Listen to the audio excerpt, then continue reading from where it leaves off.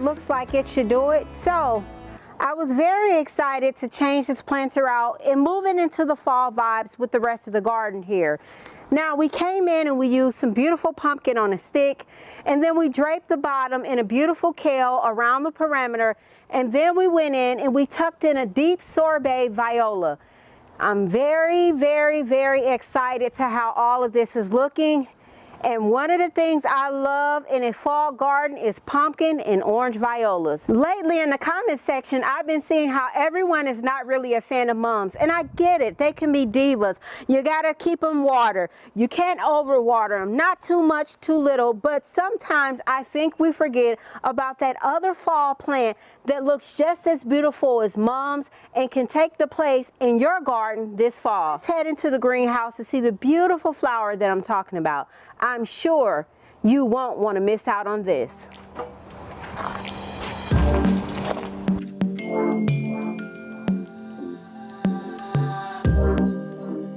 Look at this beauty. These are marigolds. They give an amazing show just like mums. So if mums have been something that you struggle with in the past, you don't have to use mums in your fall display. You can always use the marigolds, and the marigolds come in the golds, the orange.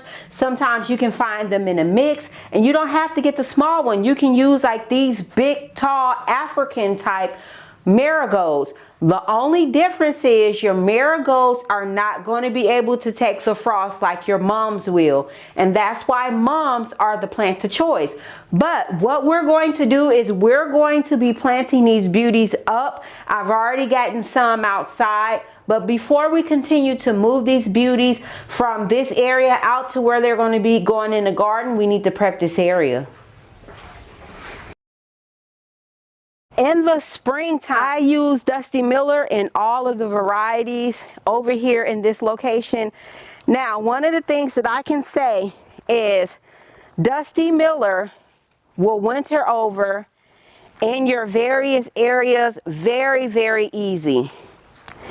And then also, you can use the long stems when you overwinter them for beautiful arrangements throughout the holiday season. So like this stem right here is very long. You can have this coming draped out the side of a vase. And so over here we use different types of Dusty Miller. Let me cut this for us.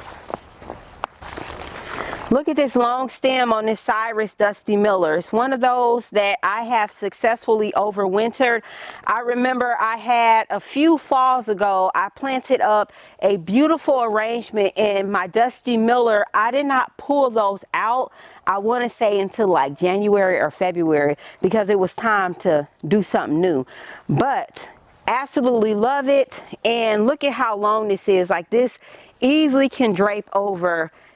Like if we're using it right here, for example, this can easily drape over the side. And I love to use Dusty Miller inside of my Christmas containers. I love to use them inside of wreaths. They make for a beautiful accent in your Christmas decor. And I just love to use them in early spring, and I love to use them in fall. But even though they're beautiful, they're full, they can't stay here. They gotta go. I would love to stand out here, take all of these containers away. They have hydrangeas and Dusty Millers in there.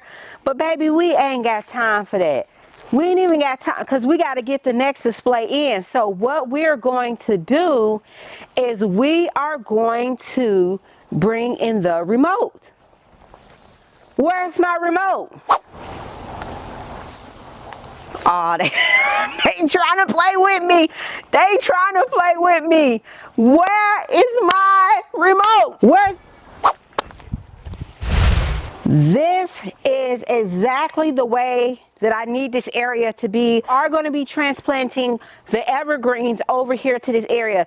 So I definitely want to get done before darkness starts to set in, because when we were potting up this container here, there were certain areas where you could not see because the shadows and the position of the sun and everything. I wanted to show you guys, this was left out. But look how long this stem is.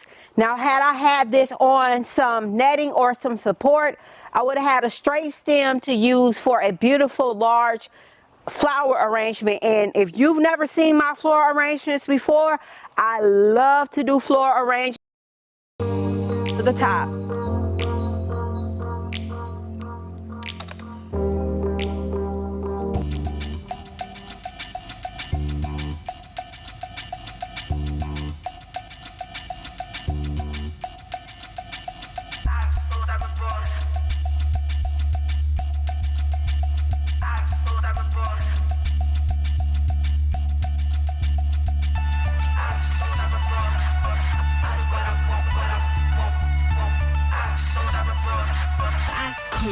Money.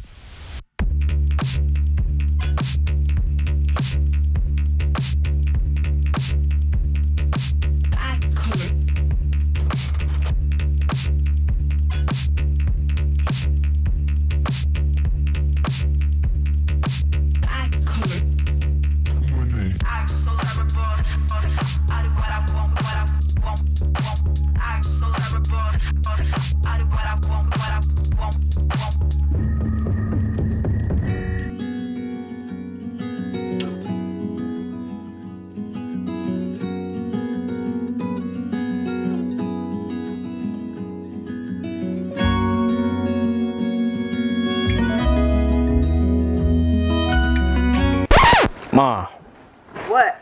set that down. Why is you moving that by yourself? I had to get it done. You was in there doing your homework, right? Yeah, but you still could have called me. Okay, well, I'm about done now. See, this one already moved. You moved that one by yourself too? I did, but I just had to get it done, honey. It worked. When y'all was little kids, I used to be out here moving them by myself. Dad was at work, honey.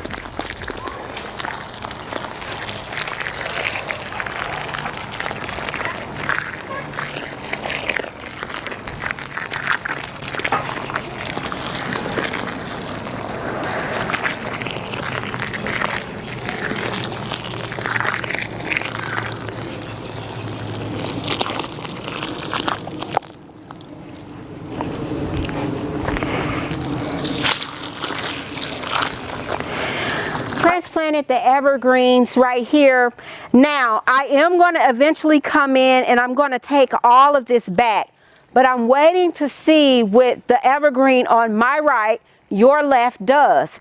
And if it ends up flushing out by having sun from all angles, then I'll go ahead and I'll match this pair. I could have came in and I could have trimmed it back on the top of this evergreen right here on my right.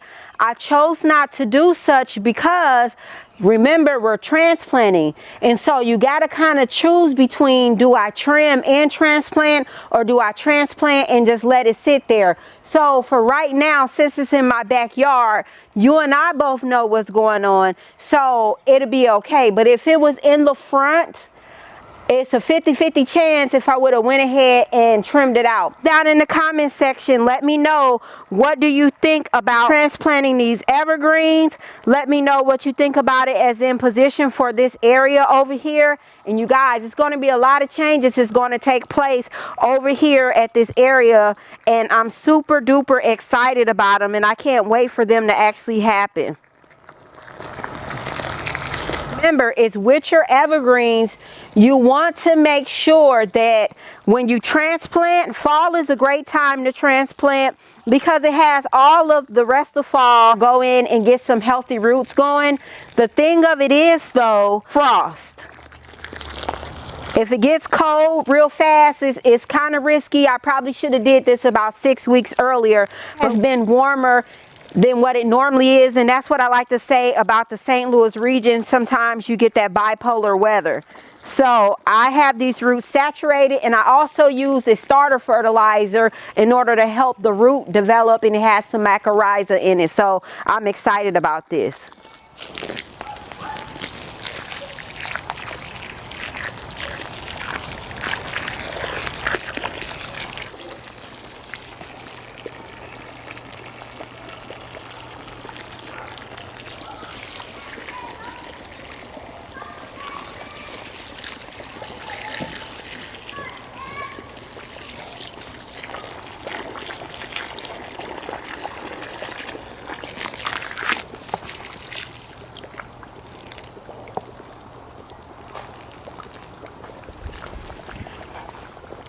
So this is how you know that you've gotten all of your air bubbles out of here. So it's gonna settle. You see it settling?